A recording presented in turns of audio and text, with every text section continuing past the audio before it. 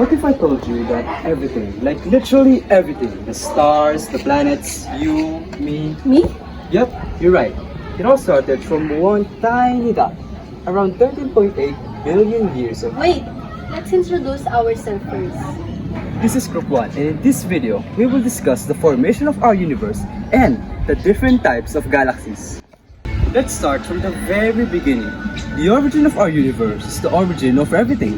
Different scientific theories and myths have attempted to explain its mysterious beginnings. But the most widely accepted explanation is the Big Bang Theory. It states that the universe started around 13.8 billion years ago. It started as a low and infinitely dense point. Even smaller than this rock right here. It's basically a supercharged black hole. And out of nowhere, this tiny singularity suddenly exploded. From this explosion, all matter, energy, space, and time were created. After that, there are two major stages of the universe evolution.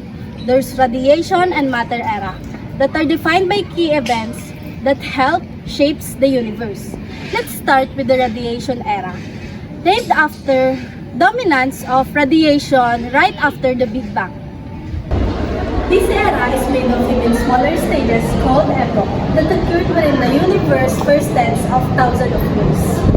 The earliest is the Black Epoch. No matter existed during that time. Only the energy ancestor to the four forces, also known as the super force. However, the gravity split away from the super force. Next is the grand unification epoch, named after the three remaining unified forces of nature, namely strong nuclear, weak, and electromagnetic. It ended when strong nuclear suddenly broke away.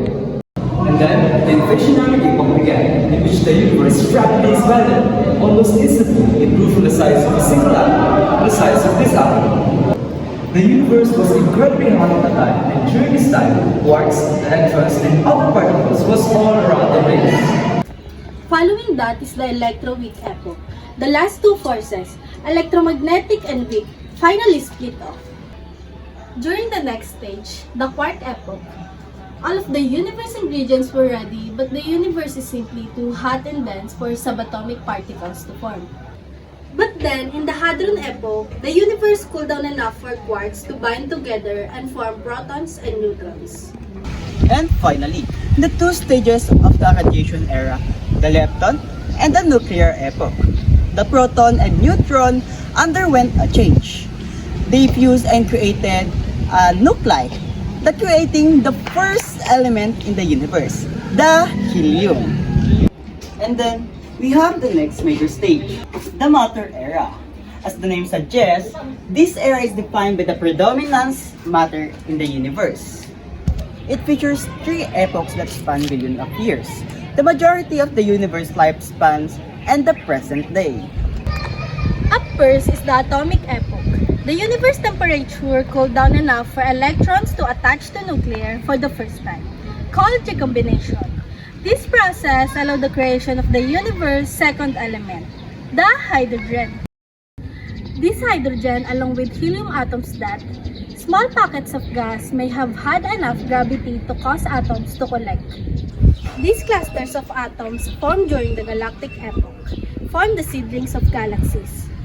Nestled inside those galaxies, stars began to form, and in doing so, they cued the latest and the current stage of our universe's development, the stellar epoch. The formation of the stars caused a ripple effect that helped shape the universe as we know it. Heat within the stars caused the conversion of hydrogen and helium into almost all the remaining elements in our universe. These are the building blocks of life, planets, stars, and everything we see today.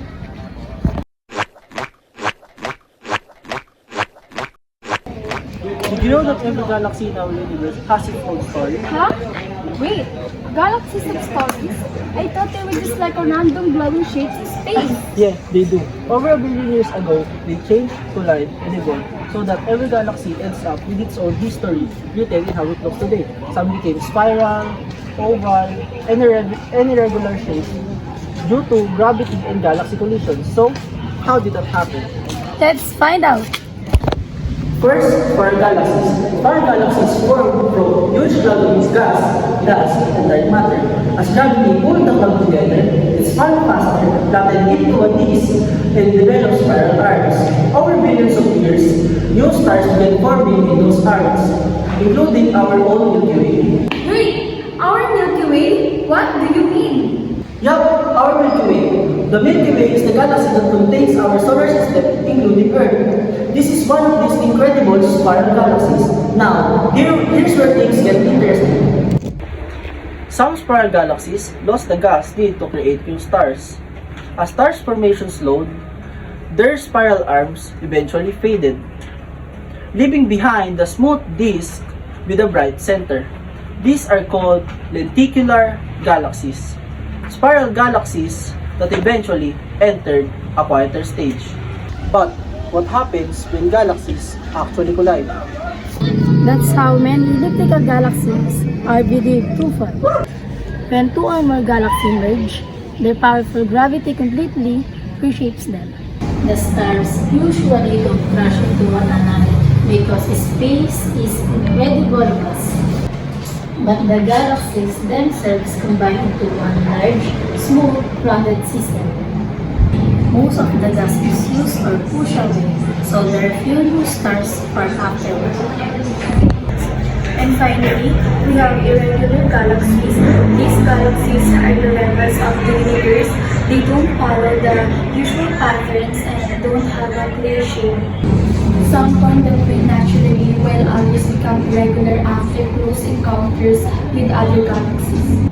Because they still contain lots of gas and dust, many of them are busy creating brand new stars. They didn't all follow the same path. Some keep spinning, some lost their gas, and some experienced massive collisions. Think of it like people in the same graduating class. Everyone started in the same class on the same day, yet they have completely different lives. Some become doctors, some become scientists, some become entrepreneurs, and others have completely different paths. They all had the same exact starting point, but their experience and choices shape who they become. All galaxies began with the same cosmic orbit, but billions of years and different events have shaped them differently. That's why we have these four main types of galaxies: spiral, lenticular, elliptical, and irregular. And I think that's one of the coolest things about the universe. When we look at different galaxies, we're not just seeing different shapes. We're seeing billions of cosmic history written across the sky.